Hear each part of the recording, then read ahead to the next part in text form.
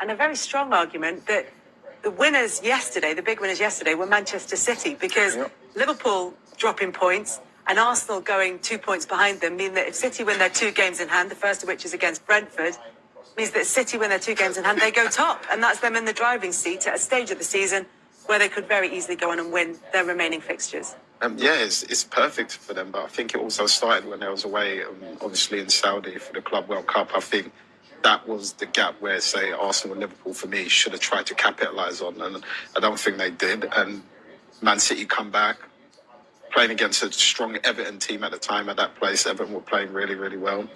They go and win that game, and then they've kind of just gradually just kept winning again. And it feels like at this precise moment they've got all their players fit for the first time in probably a year with no injuries, and now they've got that 13-game run on the verge of coming together again. So they're in a fantastic position in terms of points on the table and games to come, and they just need to carry on winning. And today will be a hard one as well. And even in terms of performances in the game yesterday, Liverpool were not at their best. Arsenal were close to as well as we've seen them play, certainly this season.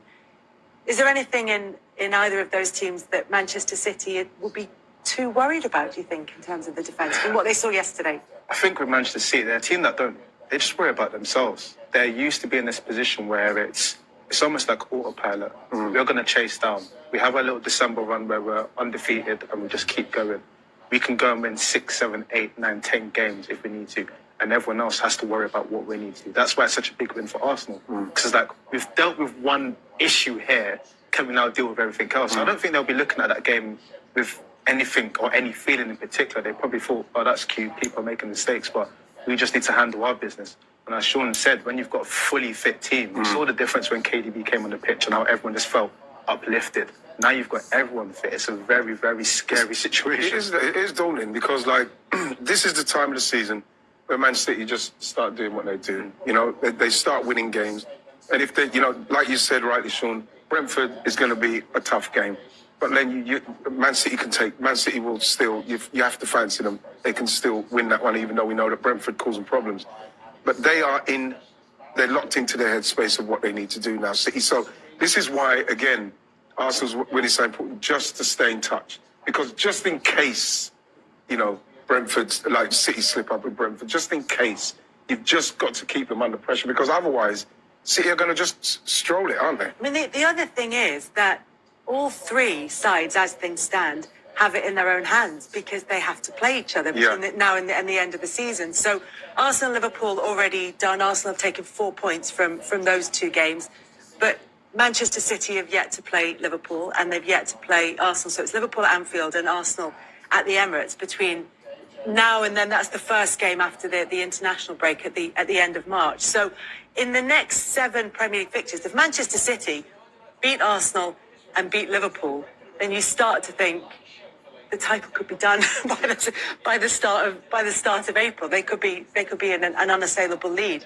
But there's still an opportunity there for both Liverpool and Arsenal to close the gap on Manchester City. I think that's where Arsenal take heart, though, because they've got those big results this season.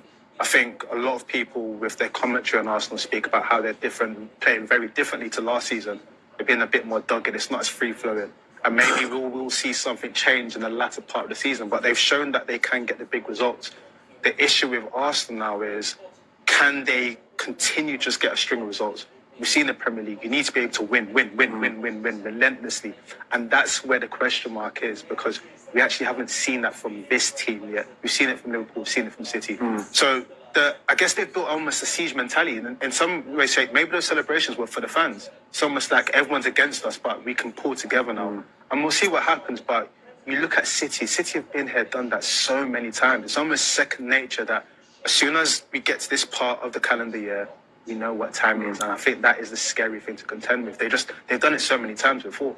Second nature. Can Arsenal maintain that level of performance between now and the end of the season? Is that what I know it's what they have to do. Yeah. But are they capable of doing it? Is that them at their peak yesterday, pretty much? I think probably. Certainly the first half. Yeah, definitely in the relentless nature which they went for it, and then they took the opportunity when they created it, which they need to do more of. But I think that for what they want this season, is that kind of result will give them the kind of belief that no matter who comes in, they have to beat them. You know, they have to be in that because that's the least that they're going to have to do. So maybe the happiness from that is beating someone like Liverpool, knowing, right, we've beaten Liverpool here and we really played them. We outplayed them in the first half, especially apart from that last goal. We've got to do this with everyone. It turns into a mental stage now at this stage of the season. It's about not about how great you can play and what you do. It's getting the job done.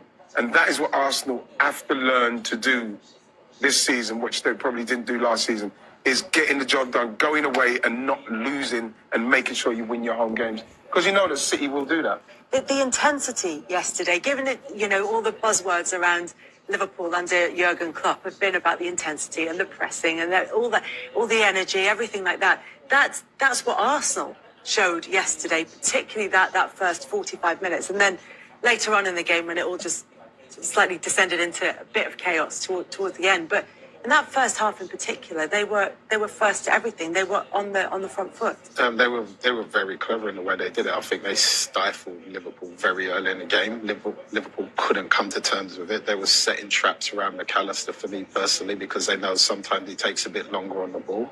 They let him have one touch and then they just zoomed in. And as soon as they won the ball, the attackers just went, and Gakpo would normally be the one that dropped a little bit deeper. And he's playing on the right.